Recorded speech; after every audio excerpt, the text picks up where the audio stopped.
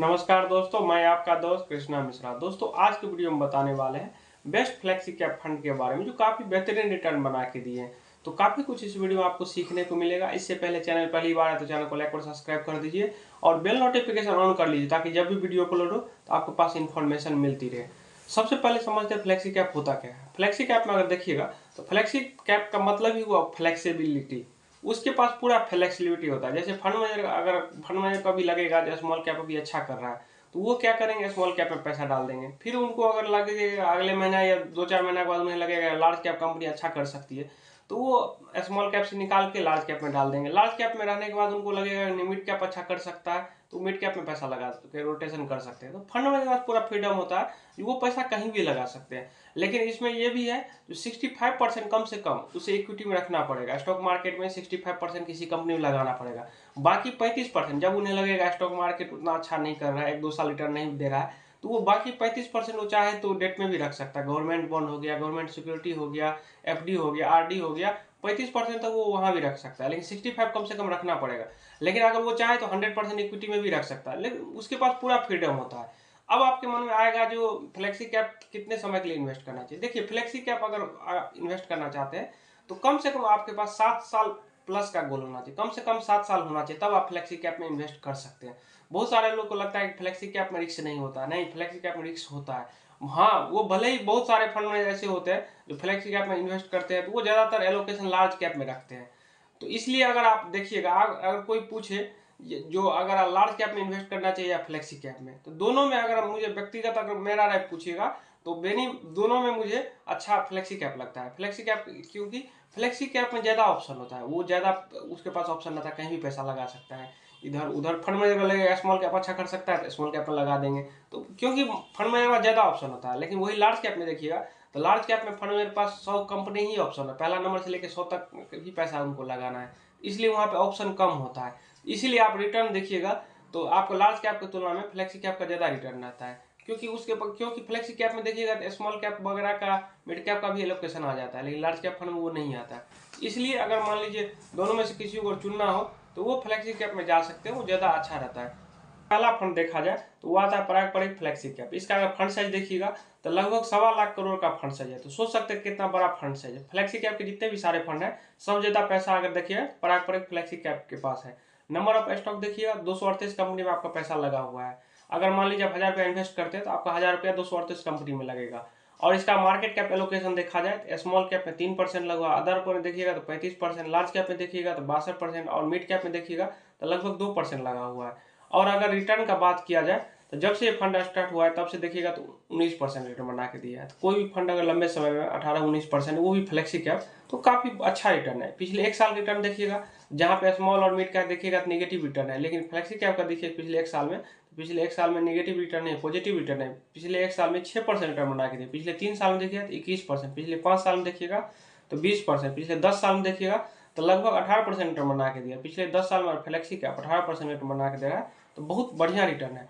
इसका अगर market cap allocation देखिएगा, अदर में देखिएगा तो 1% के आसपास लगा हुआ है। और डेट में देखिएगा, जैसा कि मैंने बताया था आपको, जो 35% वो डेट में चाहे तो रख सकता है। डेट में देखिएगा तो 12% लगा हुआ है। म्यूचुअल फंड में देखिएगा लगभग 1%। कैश होल्ड करके रखे हैं 10%, ताकि लिक्विडिटी में दिक्कत ना, कोई पैसा निकाले या कोई सिचुएशन आता है जब उन्हें लगेगा अपॉर्चुनिटी है तो पैसा इन्वेस्ट कर सकते हैं, इसलिए 10% कैश होल्ड करें। इक्विटी में देखिए लगभग 65%।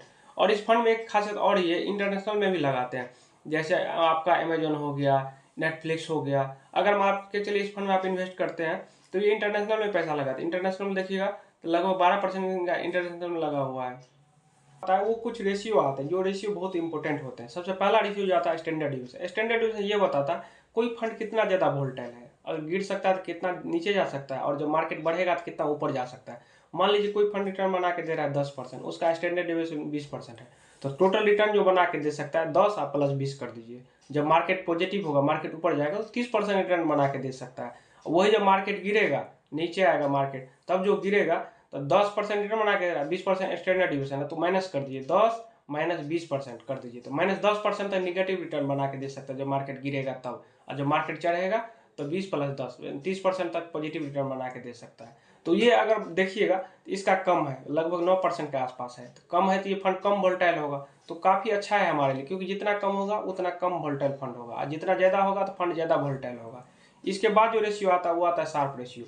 शार्प रेशियो ये बताता है रिस्क एडजस्टेड रिटर्न, जैसे एफडी हो गया, आरडी हो गया, उसके तुलना में इतना कम रिस्क लेके अच्छा रिटर्न बना के दे रहा है। ये शार्प रेशियो कभी भी एक से ज़्यादा होना चाहिए, अच्छा माना जाता है। जितना ज़्यादा हो, 2, 3, 4, जितना ज़्यादा होगा उतना अच्छा है हमारे लिए। इसका अगर शार्प रेशियो देखिएगा 1.64 है तो काफ़ी अच्छा है।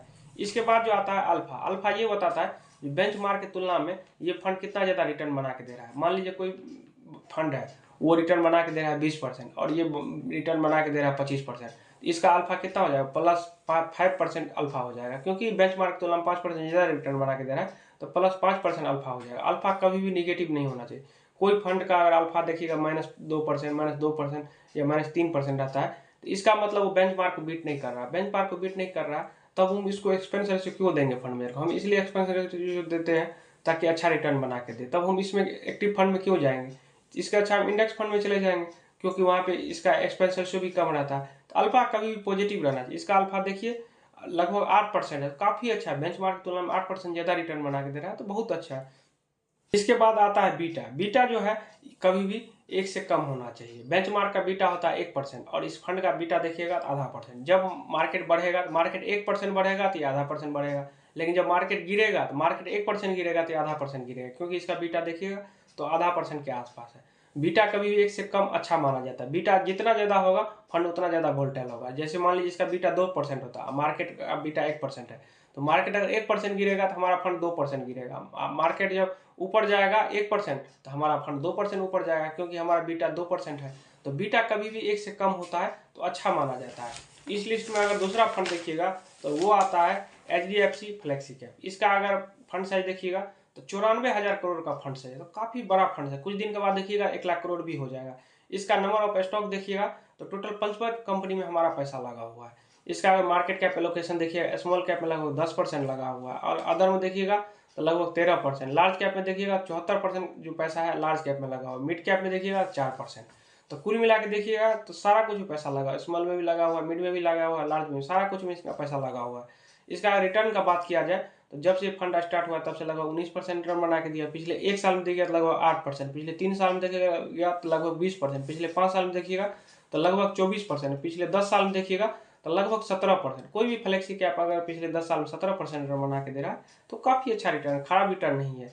इसका अगर मार्केट कैप एलोकेशन देखा जाए तो इसका अदर में देखिएगा 3% है, डेट में देखिएगा लगभग 1%, कैश होल्ड करके लगभग 10% रखे हैं ताकि लिक्विडिटी में दिक्कत ना, कोई पैसा निकाले दिक्कत ना हो, कोई मार्केट में क्रैश आता है तो उसमें इन्वेस्ट करने के लिए रखे रहते हैं, या कोई भी सिचुएशन आता है इसलिए 10% रखे रहते हैं। कोई मान लीजिए कोई स्टॉक अगर सस्ते में मिल रहा है, मान लीजिए 200 रुपये का स्टॉक है और फंड मैनेजर को मान लीजिए 50 रुपये मिल रहा है, तो उसमें ये अपना यूज कर सकते हैं, इन्वेस्ट कर सकते हैं, इसलिए अब कैश होल्ड करके रखे रहते हैं थोड़ा बहुत।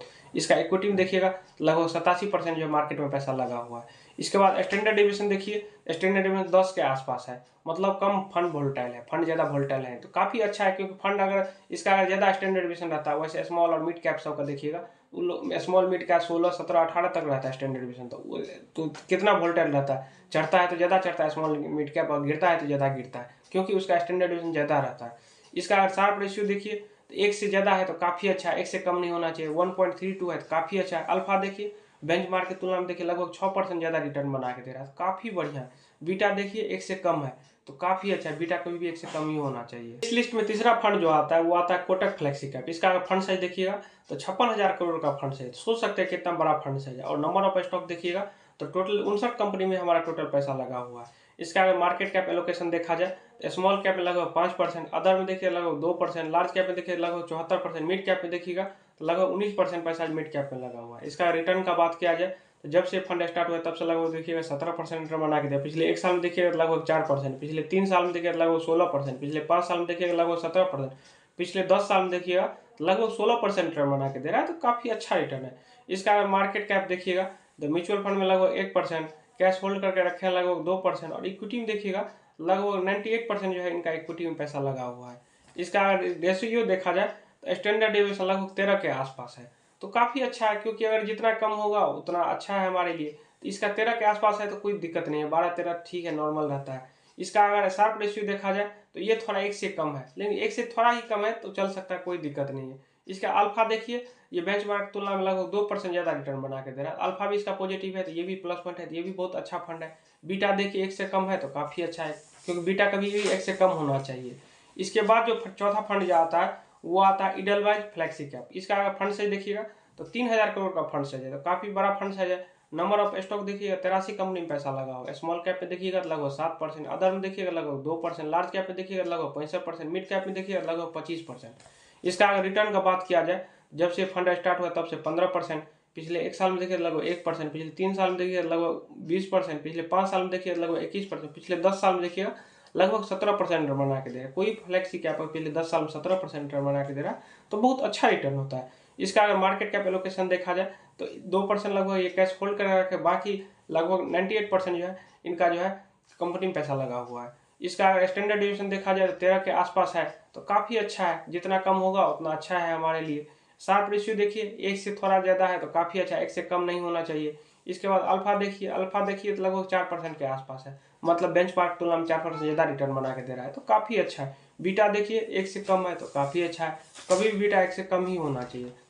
इसके बाद पांचवा फंड जो आता है वो आता है JM flexi cap. JM flexi cap में अगर फंड साइज देखिएगा तो लगभग 6000 करोड़ का फंड साइज है, और नंबर ऑफ स्टॉक देखिएगा टोटल पैसा जो 61 कंपनी में लगा हुआ है। और स्मॉल कैप पे देखिएगा तो स्मॉल कैप लगभग 24%, अदर में देखिएगा 1%, लार्ज कैप में देखिएगा लगभग 48%, मिड कैप में देखिएगा लगभग 27%। और इसका रिटर्न का बात किया जाए, जब से ये फंड स्टार्ट हुआ है तब से देखिएगा लगभग 17% रिटर्न बना के दिया। पिछले 1 साल में देखिएगा तो लगभग 10% निगेटिव रिटर्न है। इसका मार्केट कैप में देखिएगा तो लगभग मिड कैप में ये लगभग देखिए 26%, और स्मॉल कैप में देखिए 24% लगा हुआ है। तो स्मॉल और मिड अभी गिरा हुआ है, तो इसलिए इसका निगेटिव रिटर्न है। वही अगर स्मॉल मिड अगर अच्छा रहता या अच्छा चला होता तो इसका ज़्यादा पॉजिटिव रिटर्न आता, लेकिन इसका ज़्यादा एलोकेशन स्मॉल मिड में लगा हुआ है, क्योंकि इन फंड मैनेजर जो जेएम फ्लेक्सी कैप का इनको लग रहा है स्मॉल मिड अभी अच्छा चल सकता है या अच्छा रिटर्न बना के दे सकता है, इसलिए स्मॉल कैप मिड कैप ये लगाए हुए हैं। इसलिए इसका 1 साल का रिटर्न माइनस में है। बाकी फंड में आपने देखा 1 साल में निगेटिव रिटर्न नहीं है, 100 का प्लस है, 6% 7% ऐसे, इसका इसलिए निगेटिव है क्योंकि इसमें स्मॉल और मिड का ज़्यादा एलोकेशन है। पिछले 3 साल का रिटर्न देखिएगा तो लगभग 21%, पिछले 5 साल का देखिए तो लगभग 22%, पिछले 10 साल का देखिएगा लगभग 18%। पिछले 10 साल में अगर फ्लेक्सी कैप 18% रिटर्न बना के दे रहा है तो काफ़ी अच्छा रिटर्न है। इसका अगर एसेट्स एलोकेशन देखिएगा, डेट में लगभग देखिएगा तो 1% के आसपास, कैश होल्ड करके रखे लगभग 1% के आसपास, और इक्विटी में देखिएगा लगभग 98% जो पैसा है इनका इक्विटी में लगा हुआ है स्टॉक मार्केट में। सबसे पहला रेशियो जो आता है स्टैंडर्ड डिवीजन, इसका स्टैंडर्ड डिवीजन 15 के आसपास, तो ये थोड़ा ज़्यादा वोलेटाइल फंड है। इसमें देखिए स्मॉल और मिड का ज़्यादा एलोकेशन है, इसीलिए इसका स्टैंडर्ड डिवीजन देखिए 15 के आसपास है। बाकी फंड में आपने देखा सबका 12, 13, 9, 10 इसके आसपास, इसका 15 है, क्योंकि स्मॉल और मिड इनका एलोकेशन इसमें ज़्यादा है। कोई चाहता है कि हम ज़्यादा रिस्क लें और ज़्यादा रिटर्न बना के हमको दे, तो उसके लिए जेएम फ्लेक्सी कैप काफ़ी बेहतरीन हो जाता है। और शार्प रेशियो देखिएगा तो 1 से ज़्यादा है तो काफ़ी अच्छा है, क्योंकि शार्प रेशियो कभी भी 1 से कम नहीं होना चाहिए, 1 से जितना ज़्यादा हो उतना अच्छा है। इसका अल्फा देखिए बेंचमार्क की तुलना में लगभग 5% ज़्यादा रिटर्न बना के दे रहा है, तो काफ़ी अच्छा है, क्योंकि बेंचमार्क की तुलना में अगर 5% रिटर्न बना प्लस में दे रहा है तो बहुत अच्छा है। इसके बाद जो आता है बीटा, बीटा देखिए 1 के आसपास है, तो ठीक है बेंचमार्क के बराबर है। बेंचमार्क अगर 1% बढ़ेगा तो ये भी 1% बढ़ेगा, 1% गिरेगा तो ये भी 1% गिरेगा, तो इसका बीटा 1% के आसपास है, तो काफ़ी अच्छा। बीटा 2, 3, 4 रहता है तो थोड़ा ज़्यादा दिक्कत रहता है, लेकिन 1 के आसपास भी है तो काफ़ी अच्छा है। तो उम्मीद करते हैं आपको ये वीडियो पसंद आया। वीडियो पसंद आया चैनल को लाइक और सब्सक्राइब कर दीजिए, और आपके पास कोई क्वेश्चन हो तो कमेंट करके पूछ सकते हैं। ये वीडियो केवल एजुकेशनल पर्पज से था। अगर आप किसी में इन्वेस्ट करते हैं उससे पहले अपना राय विचार सोच करके ही इन्वेस्ट करें।